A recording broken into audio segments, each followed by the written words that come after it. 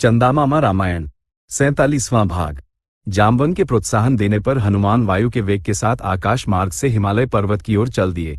वहां की बर्फ से ढकी चोटियों, गुफाओं और ब्रह्मकोश, कैलाश, ब्रह्मकपाल, कुबेर का निवास, पाताल विवह, सुवर्ण शिखर और रात में भी चमकने वाली सर्वौषधि पर्वत जैसे महान पवित्र स्थानों को देखते हुए वे सर्वौषधि पर्वत पर उतरे और औषधियों की खोज करने लगे।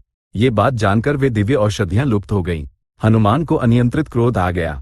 उन्होंने जोर से चिल्लाकर पर्वत से कहा, क्या तुमने राम पर दया न करने का निर्णय लिया है? मैं तुम्हें अपने हाथों से उखाड़कर चूर्ण कर दूंगा। ऐसा कहते ही हनुमान ने उस पर्वत शिखर को उखाड़ लिया और पुनः आकाश मार्ग से चल दिए। हनुमान को पर्वत शिखर के साथ लौटते देख वानर जोर जोर से चिल्लाने लगे।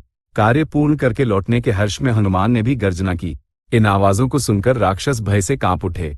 हनुमान औषधि पर्वत के साथ त्रिकूट पर्वत पर वानर सेना के मध्य उतरे और प्रमुख वानरों को प्रणाम करने के बाद विभीषण को गले लगाया। राम, लक्ष्मण और अन्य वानर योद्धा दिव्य औषधियों की सुगंध से बाणों की पीड़ा से मुक्त हो गए। यहाँ तक कि युद्ध में मरे हुए वानर भी दिव्य औषधियों की वायु के स्पर्श मात्र से ऐसे उठकर बैठ गए जैसे वे नींद से जागे हों।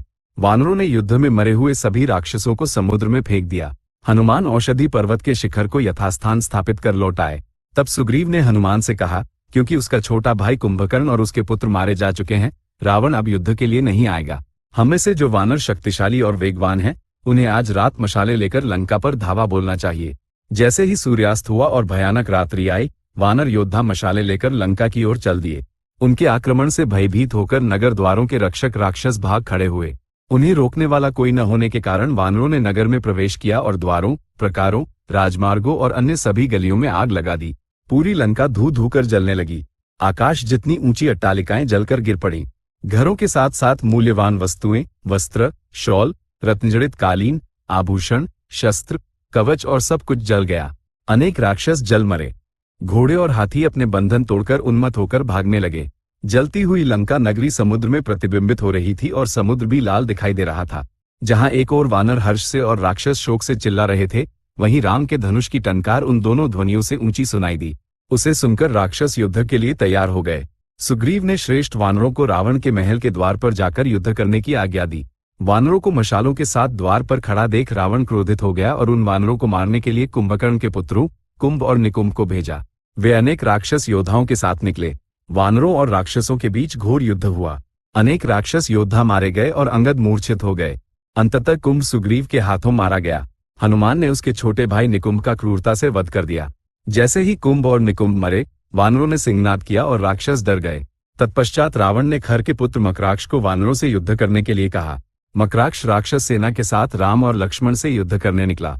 जब वानर राक्षसों की बाण वर्षा को सहने में असमर्थ होकर भाग रहे थे, तब राम ने अपनी बाण वर्षा से पीछा कर रहे राक्षसों को रोक दिया। मकराक्ष ने अपने पिता खर के वध का प्रतिशोध लेने हेतु राम का वध करने की दरपोक्ति की। राम ने कहा, विजय बातों से नहीं होती, युद्ध करो।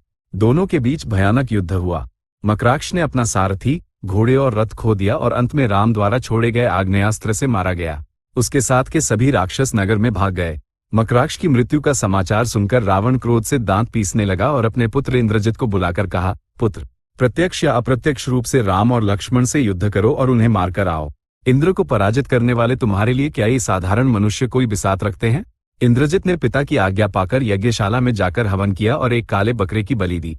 अग्निहोत्र उत्तम प्रकार से प्रज्वलित हुआ और विजय का संकेत दिया। इंद्रजित अपने अदृश्य होने की शक्ति वाले रथ पर सवार होकर युद्ध क्षेत्र में गया और वानर सेना में राम और लक्ष्मण को पहचानकर उन पर वर्षा की तरह बाण चलाने लगा। क्योंकि यह ज्ञात नहीं था कि आकाश में इंद्रजित कहाँ है, राम और लक्ष्मण ने पूरे आकाश को बाणों और दिव्य अस्त्रों से भर दिया। इंद्रजित बाण छोड़ता रहा और राम तथा लक्ष्मण उस दिशा में बाण चलाते रहे जहां से बाण आ रहे थे। किंतु क्योंकि इंद्रजित पूरे आकाश में घूम रहा था, उनके बाण उसे नहीं लगे। इंद्रजित द्वारा छोड़े गए बाणों से राम और लक्ष्मण के शरीरों से रक्त की धाराएं बहने लगी। वानर समूहों में मरने लगे। लक्ष्मण ने क्रोधित होकर कहा, मैं ब्रह्मास्त्र का प्रयोग कर सभी राक्षसों का वध कर दूंगा। राम ने कहा, एक व्यक्ति के लिए उन सभी को मारना उचित नहीं है जो हमसे युद्ध नहीं कर रहे हैं। यदि संभव हो तो हम केवल इंद्रजित का ही वध करें। इसी बीच इंद्रजित ने एक माया सोची। उसने एक मायामयी सीता की रचना की, उसे रथ पर बैठाया और वानरों के देखते देखते उसे मार दिया ताकि राम और लक्ष्मण को मानसिक वेदना हो। जैसे ही इंद्रजित उनकी आंखों के सामने आया, वानर युद्ध के लिए उत्साहित हो गए। हनुमान एक विशाल पर्वत शिखर लेकर वानरों के सामने खड़े हो गए। तभी हनुमान ने इंद्रजित के रथ में सीता को देखा। उन्होंने मलिन वस्त्र पहने थे, वे धूल से ढकी थीं, उनका मुख दुखी था और वे वैसी ही दिख रही थी जैसी उन्होंने कुछ समय पहले देखा था। इंद्रजित के रथ में सीता को देखकर हनुमान बहुत दुखी हुए और जब वे सोच ही रहे थे और पास वालों से पूछ रहे थे कि इंद्रजित उन्हें किस उद्देश्य से लाया है, तभी इंद्रजित ने मायामयी सीता के बाल पकड़े और तलवार से वार किया। वह चिल्लाई, राम राम। हनुमान इंद्रजित के सामने गए, उसे अनेक गालियां दी और पूछा, इस सीता ने तुम्हारा क्या बिगाड़ा है? तुम उन्हें क्यों मारना चाहते हो? इंद्रजित ने कहा, क्या इसी सीता के कारण सुग्रीव और राम इस लंका में नहीं आए? अभी मैं उन्हें तुम्हारी आंखों के सामने मार दूंगा और उसके बाद राम, लक्ष्मण, तुम्हें, सुग्रीव और उस परंपरा से भ्रष्ट विभीषण को मार दूंगा।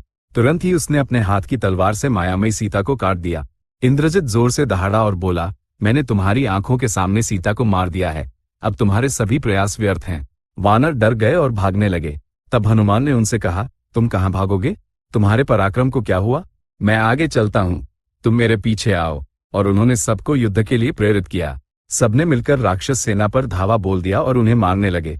हनुमान एक ओर शोक और दूसरी ओर क्रोध से जलते हुए इंद्रजित पर एक बड़ी शिला फेंकी, किंतु वह उसे नहीं लगी। फिर भी वानरों ने हनुमान के कार्य से साहस पाया और राक्षस सेना को मटियामेट करने लगे। हनुमान ने साथ ही वानरों से कहा, जिस सीता के लिए हम आए, जिसके लिए हम अपनी जान जोखिम में डालकर लड़ रहे हैं, वह सीता मारी गई है। हम इंद्रजित द्वारा सीता को मारने का ये समाचार राम और सुग्रीव को देते हैं और वे जो कहेंगे वही करेंगे। वानर पीछे हट गए और चले गए। वानरों को जाते देख इंद्रजित हवन करने के लिए निकुंभिट चैत्य चला गया। इसी बीच राम ने पश्चिमी द्वार से युद्ध का कोलाहल सुना। उन्होंने जामवंत से कहा, ऐसा लगता है कि हमारे हनुमान राक्षसों के साथ बड़े पैमाने पर युद्ध कर रहे हैं, उनकी सहायता के लिए जाओ। जब जामवंत पश्चिमी द्वार की ओर जा रहे थे, उन्होंने रास्ते में हनुमान और अन्य वानर योद्धाओं को अपनी ओर आते देखा। हनुमान ने युद्ध क्षेत्र के लिए चली भालू सेना को वापस जाने के लिए कहा और राम के पास जाकर उन्हें बताया कि इंद्रजित ने उनकी आंखों के सामने सीता को मार दिया है। इन शब्दों को सुनते ही राम मूल से कटे हुए वृक्ष के समान नीचे गिर पड़े। दूर खड़े सभी वानर दौड़कर आए। उन्होंने राम के मुख पर जल छिड़का। लक्ष्मण ने राम को सांत्वना दी। राम ने लक्ष्मण की जांघ पर अपना सिर रखा और बहुत विलाप किया। इसी बीच विभीषण अपने 4 मंत्रियों के साथ वहां आए और पूछा, सब दुखी दिख रहे हैं, क्या कारण है? लक्ष्मण ने विभीषण से कहा, राम इसलिए विलाप कर रहे हैं क्योंकि हनुमान ने आकर कहा है कि इंद्रजित ने सीता को मार दिया है। विभीषण ने कहा, यह सर्वथा वचन मात्र है। रावण सीता के साथ ऐसा अनिष्ट कभी नहीं होने देगा। वो, जो मेरे बार बार कहने पर भी सीता को राम को वापस सौंपने के लिए तैयार नहीं हुआ, क्या वो सीता को मारने की अनुमति देगा? इंद्रजित ने तो सीता को देखा तक नहीं है, क्या वो उन्हें लाकर मार सकता है? अब रावण के लिए उस इंद्रजित के अलावा और कोई नहीं है। इंद्रजित विजय के लिए हवन करने निकुंभिट चैत्य जा रहा है। इसी बीच उसने वानरों को आने और अपने यज्ञ में बाधा डालने से रोकने के लिए कोई माया रची है। वो माया सफल हो गई है। आप सब अपार दुख में डूबे हैं। वहां वो बिना किसी बाधा के यज्ञ पूर्ण कर लेगा। उसके बाद यदि देव और दानव भी साथ आ जाएं, तो वे उसके सामने नहीं टिक सकते। इसलिए मेरा कहना यह है कि इससे पहले कि वह यज्ञ पूर्ण करे, हमें निकुंभिट चैत्य चलना चाहिए। राम, आप यहाँ बिना चिंता के रहें और लक्ष्मण को हमारे साथ भेजें। वे इंद्रजित का वध करने में समर्थ हैं। हमें बिना किसी विलंब के प्रस्थान करना चाहिए। चंदामामा रामायण 47वां भाग संपूर्ण। अधुना स्वस्ति।